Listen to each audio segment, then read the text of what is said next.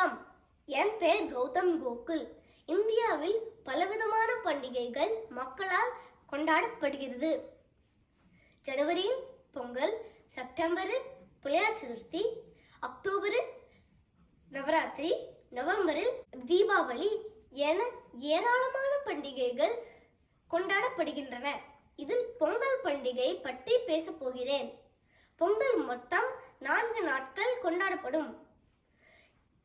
முதல் நாள் போகி பண்டிகை. போகி மார்கழி மாதம் கடைசி நாள் வருகிறது. போகி அன்று பழைய பொருள்களை எரித்து புதிய பொருள்கள் வாங்குவோம்.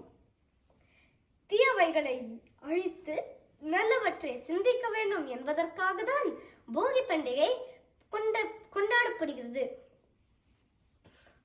பொங்கல் பண்டிகை தை திருநாள் என்றும் உழவர் திருநாள் என்றும் அழைக்கப்படும்.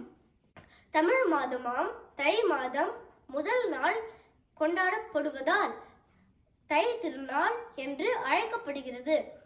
பொங்கல் அன்று புது பானையில் புத்தரிசியோடு வெல்லம், நெய், பால், முந்திரி சேர்த்து பொங்கலிடுவர். பொங்கல் என்பதற்கு பொங்கி வருவது என்பது பொருள். எப்பயிர்களை விளைவிக்க சூரிய ஒளி மிகவும் அவசியம். இப்பயிர்களை உழவருக்கும் உதவும் சூரியனுக்கு நன்றி சொல்லுவதற்காகவும் பொங்கல் பண்டிகை கொண்டாடப்படுகிறது. பொங்கலுக்கு அடுத்த நாள் மாட்டுப் பொங்கல். மாடுகள் உழவர்களின் செல்வமாக மதிக்கப்படுகின்றன.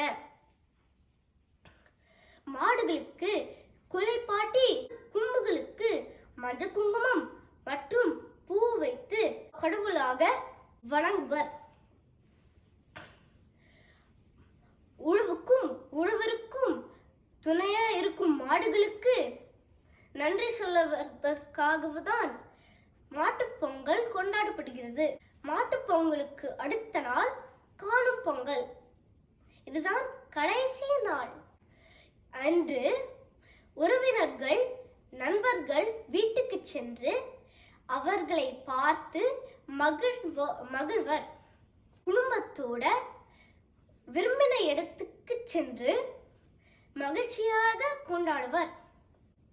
இவ்வாறு இயற்கை, உழைப்பு, நன்றி உணர்வு, பண்பாடு ஆகியவற்றை போற்றும் விழாவாக பொங்கல் பண்டிகை கொண்டாடப்படுகிறது.